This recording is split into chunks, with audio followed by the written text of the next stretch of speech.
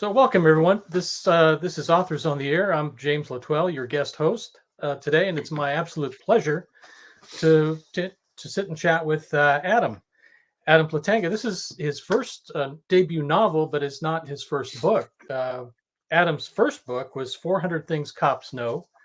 It was nominated for an Agatha Award, won the 2015 Silver Falchion Award for Best Nonfiction Crime Reference. It was hailed as truly excellent by author Lee Child, which is not bad, and deemed the new Bible for crime writers by the Wall Street Journal. His second book, also nonfiction, is Policecraft. Plantinga began his career in law enforcement in 2001 as a Milwaukee police officer. He's currently a sergeant with the San Francisco Police Department assigned to street patrol, and he lives in the San Francisco Bay Area with his wife, daughters, and a chow chow named Ziggy. And the Ascent that we're going to talk about today is his debut novel. So welcome, Adam. Many thanks for having me, Jim. I appreciate it. No, it's my pleasure. Adam and I met a few years back. I think the first time was at one of the Book Passage Mystery Writers conferences where we were on a panel together, and then we connected at BoucherCon in Dallas, and it's been a while, so it's good to see you. Yeah, you too, for sure. Yeah. Well, I have my Adam scrapbook material here. And scrapbooking. Yeah, scrapbooking. I'll send this to you. This is your Publishers Weekly review. It was a starred and boxed review for your book, which is a way to hit it out of the park on your debut novel. That's outstanding. But it says, this is a knockout novel from a San Francisco police sergeant. And then it ends with, once readers catch their breath, they'll be clamoring for more from this rising star. So way to hit it right out of the gate. I mean, did you expect this kind of a reception when the book was coming out? I mean, the short answer is no. I mean, I was proud of what I had written. I believed in it, but the only thing I was really sure about was that my mom would probably buy a bunch of copies. Everything over and on top of that has just been a really nice surprise. Yeah, but no, I mean it's been pretty well received. You got some great blurbs on the back from James Rollins, Lou Berney, Nancy Allen, and Nick Petrie. I mean that's kind of a murderer's row of endorsements there. Congratulations on that. Oh, thanks. I'm interested in your thoughts on this as well, but I found the writing community to be a very generous community. And when you're reaching out to people for potential blurbs, it's always sort of this, you realize that it's really an imposition on people's time. So you're taking advantage of their generosity. And it's just been really nice to see people being willing to step up and help out people, especially someone like me who's at the starting line. I really appreciate that. Yeah, I think you're right. The community is much more than I expected it to be. I mean, we come from similar backgrounds in law enforcement, and that's not what I expected to walk into this whole new business model. I expected it to be more, competitive and backstabbing, which was what we actually dealt with on the streets usually. But yeah, completely different, and it's really refreshing. Yeah, it is. I think of kind of like what you had just said. I remember, like my brother, for instance, went to law school, and he, ultra competitive. He would tell me stories about how there'd be a project, and someone would go to the law school library, and tear out the page that everyone needed to see from the book and keep it for themselves. So I was wondering, would it be something like that? But it's sort of, the old saying, a rising tide lifts all ships. There seems to be sort of that just sense of cooperation, and It is. And maybe successful authors who have been around the block for a while, maybe they remember how it was when they first started out, and that people helped them, and they're just sort of passing it forward. But I think there's a grain of truth to that. Yeah, I think that's very true. And let's jump into your book, the Ascent. And I mean, Kurt Argento is your main character. He's an ex-cop from Detroit. And that first chapter that you have in the book is really packed with little nuggets of, kind of day-to-day work on the job and what he experienced. And how much of that was drawn from your personal history as a cop, both in Milwaukee and here in the Bay Area? Yeah, I mean, quite a bit. It's, I mean, the book isn't a police procedural, but the job Hmm. details. Well, I was never a cop in Detroit. I said it in Detroit because I grew up in Michigan, so I've always been a Michigan guy. But I think urban police work has a kind of sameness to it. So an officer from Milwaukee, officer from San Francisco, officer from Detroit, they'll sort of see and know similar things.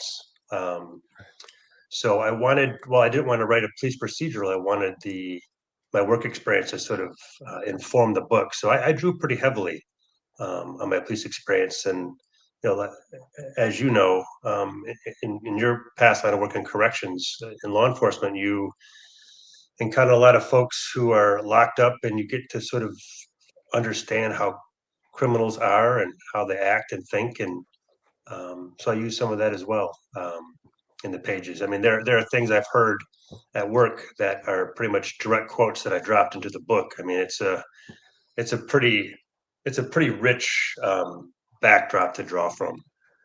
Yeah, you could really get that texture right away in the book. Just little things that you sprinkled in there, like there's a scene in the locker room in that first chapter where Argento says that only the brass shine their boots, kind of thing. Yeah. That says a lot about him and the organization. But I thought it was really well done.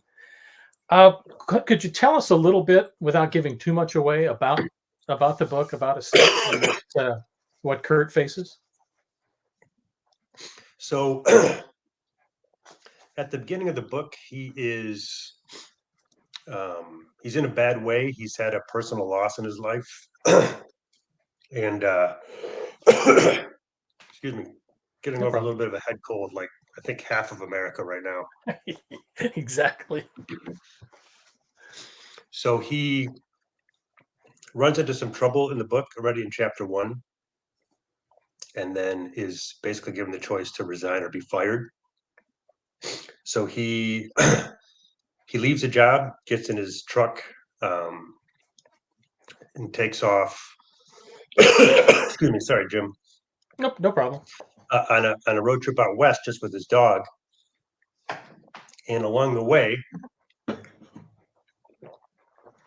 he runs afoul of a corrupt local sheriff's department, gets incarcerated on some trumped up charges, and then while he's in this prison, the prison's automatic security system fails quite spectacularly, and he has to team up with some other folks in the book to try to get some folks to safety from point A to point B through some floors of some very dangerous folks, which is actually where you, Jim, were so instrumental. I remember us sitting down together at BoucherCon in Dallas, and me just peppering you with questions with your former experience in corrections and as a warden, and you were instrumental. Oh, well, thanks. No, I could kind of see where you were talking, even back there in 2019 when we were first talking about it. Um, yeah, there was this idea of a cop, ex-cop, thrown into a very unusual situation, and kind of, he's definitely not in his element. So he's got to learn, right from the gate here to do something a little different. So yeah, it sets it up for suspense right away. One of the things you mentioned just a couple of minutes ago was that you didn't write a police procedural. And a lot of folks from our background, when they start to write something or they decide to do that, they jump right away into that police procedural vein. Um, this is not that. This is a straight up thriller, and it's really well done. But what was it about that drew you, as opposed to going into a police procedural vein? I'm sorry, I got to take a quick cough drop break. Can No, I no get problem. Yep, so I'll do thank something you. here.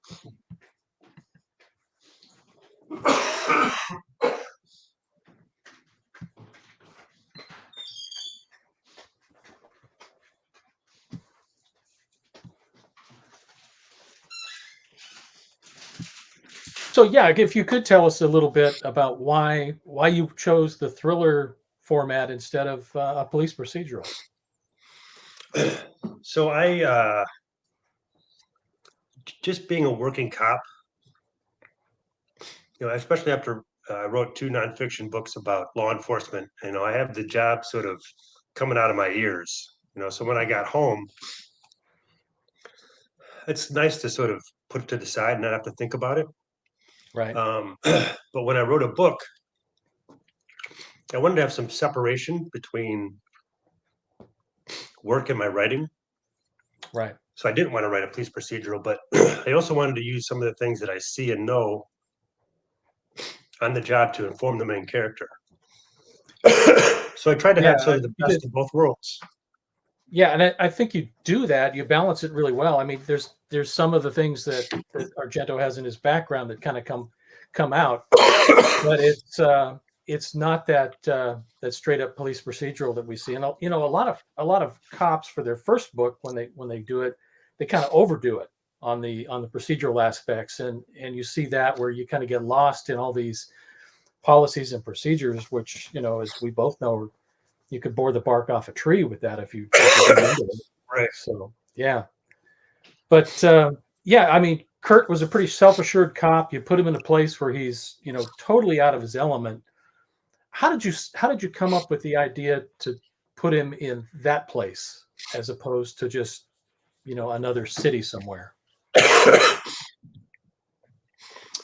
When you say that place, you mean the private Prison. prison? Yeah. I wanted him to be in a spot that was incredibly challenging to him, that presented with a lot of threats, and where he could use his sort of, sort of a distinct set of skills, being a 20-plus year cop with stints on SWAT and street crimes. So he could use his police training and experience to be helpful to the group. And I've always been fascinated by stories where a group of people are sometimes sort of dissimilar, have to band together to get from point A to point B, through sort of treacherous terrain. Right. Even in a movie like Aliens, I love those kind of stories. And I'm especially interested in stories that sort of ratchet up the intensity, and where there's danger and stress, and how that affects the characters, how they hold up under intense danger and stress. Right. Some people surprise you, some people fold. I'm oh, there's the lads. I think I just heard him. Yep. Your corgis. The corgis. Yep. So so that's the background that I wanted to have for Argento. Yeah, I mean, it's effective the way you did it. As I was reading the book, if I had to parallel with anything, I mean, Publishers Weekly made a kind of a comparison to the Jack Reacher kind of character, but to me, it came across more as a mix of Prison Break meets The Hunger Games, and and let the people run through this maze and gauntlet they've got to do to survive. It was really kind of an intriguing. The way that you put it together was really well done. Yeah, thank you. I like that. Yeah, I think feel free to use it. I'm gonna send that to my promotional team. Good deal. In writing this story, what was the most challenging part for you to create this story? I felt like I was on pretty solid ground with the main character, in sort of the write what you know camp. Mm-hmm. But it is sort of an ensemble piece. There's one of the other prominent characters is Julie Wakefield, who's the governor of Missouri's daughter, Right. who's in the prison on a field trip for her graduate class. And she was a character I worked really hard on. writing a female character is something I haven't had.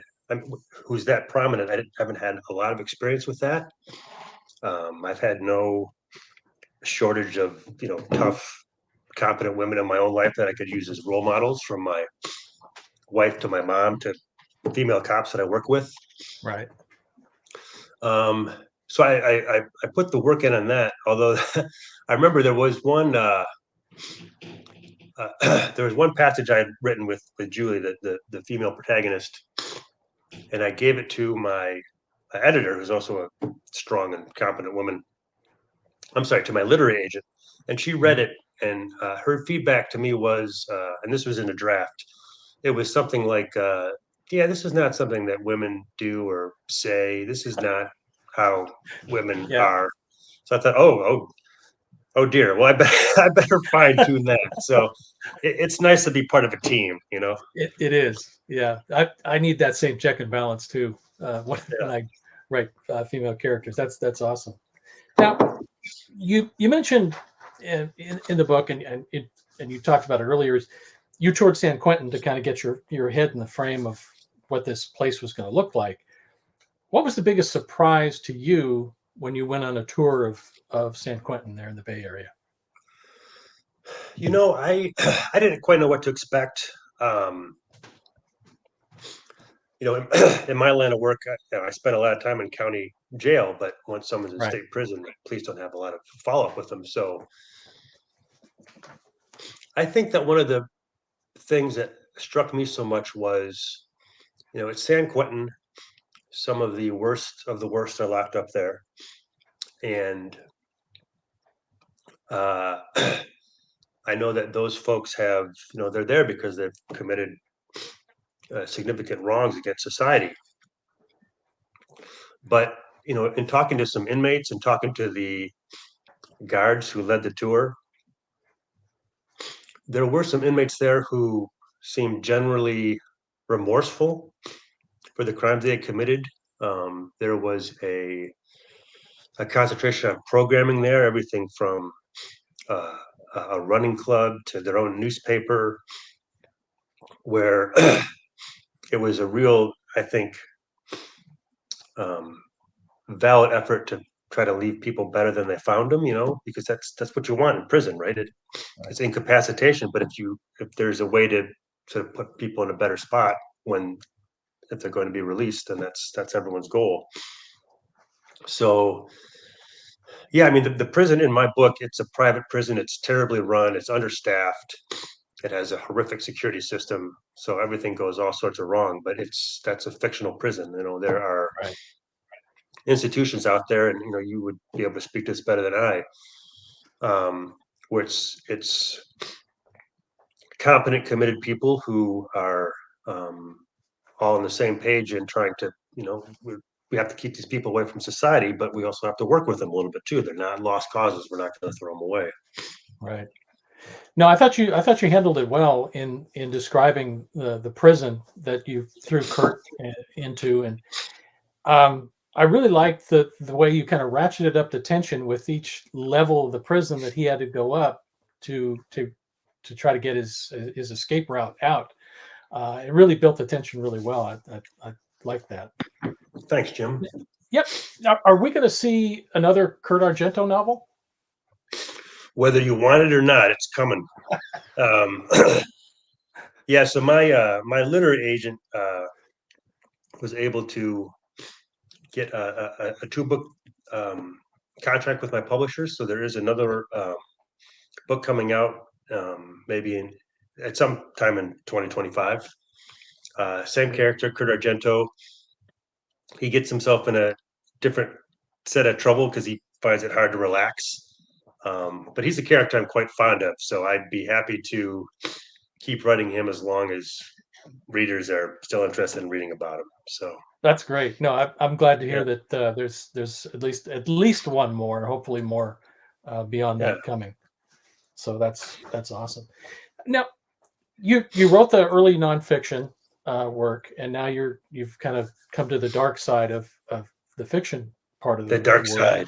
The dark side. How was that transition for you? Did that experience writing the nonfiction help you, or did it kind of get in the way of writing fiction? I think it helped in that anytime you're writing, whether it's nonfiction or fiction, you're taking a lot of sort of loose, organized material and making some sense of it. Um, I did find it more freeing in a way to write fiction, because you can take the story and run with it. You can go anywhere you want, but Right. there's also rules to writing, um, and some of those I had sort of internalized from having done a lot of reading myself. But others you have to sort of pick up along the way. I mean, there's sort of cliches and tropes you want to try to avoid. Kind of sticking to a three-act narrative structure. Right. Uh, that's all stuff that um, you have to try to kind of learn on the fly. And I had a lot of folks that were helpful with that. Um, but at the end of the day, I'm going to say something that is going to be possibly somewhat controversial, maybe even shocking. But writing a novel is, well, it's really hard. So it's not like I just ripped it right off. I had a lot of folks that read early drafts and gave me great feedback. Um, it sort of it takes a village approach. My editor made it better. My agent made it better. Um, Yeah. no one does this stuff by themselves. No, that's very true. And if you were to give someone who's aspiring to be a fiction author, like you, if you give them one piece of advice to send them on the right path, what would that be? Boy, I think, and I should take one step back. The Ascent is my debut novel, but um, I've written five other novels. They are all unpublished. They are of varying degrees of quality. Most of them should just stay buried deep in my back drawer. Yep, got a couple of those. But yeah, yeah. A lot of those, my early efforts, I found myself just sort of, they were sort of thrillers, fiction, but I found myself just sort of copying. They're sort of pale imitations of authors who I really admired. Robert B. Parker's Spencer, Right. or James Lee Burke's Dave Robichaux, Harlan Coben, with his twists. I mean, I don't think I had sort of found my own voice, and that always struck me as a little counterintuitive. Like, isn't whatever you're writing in your own voice? But I don't think that's right. I think you got to kind of dig it out of there a little bit. Yeah. So I guess my advice would be, and I guess this is different for everybody, but you got to find your own voice. You got to find your own story. Um, you might be writing a story similar to someone else's, but you got to put your own stamp on it. No, very very well said. No, it's great advice. We'll end up here with what I'm going to call three quick hits, and I'm going to ask you Okay. three quick questions, primarily about Kurt, and you put yourself in his head. So, what's Kurt's favorite cocktail? He likes Lowenbrow. That's his favorite beer. The fact that it's somewhat hard to get just makes it all the more attractive to him. Love it. What's his favorite music or his favorite band? Metallica. He goes pretty hard in the weight room, so that's I what's could see playing in that. the background. Yeah. Okay, and we'll switch up a little bit to you. What's your favorite non-writing activity?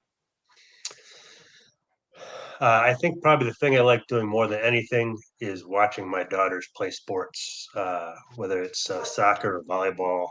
Like being the family guy on the sidelines. That's good Yep, stuff. That's what it's good all about. deal. Yeah, absolutely.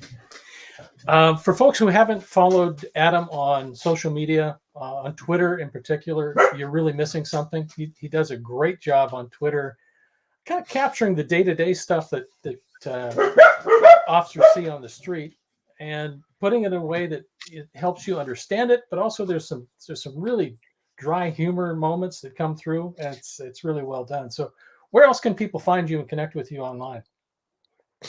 I am primarily on Twitter. I do have a website that I'm trying to spruce up a little bit.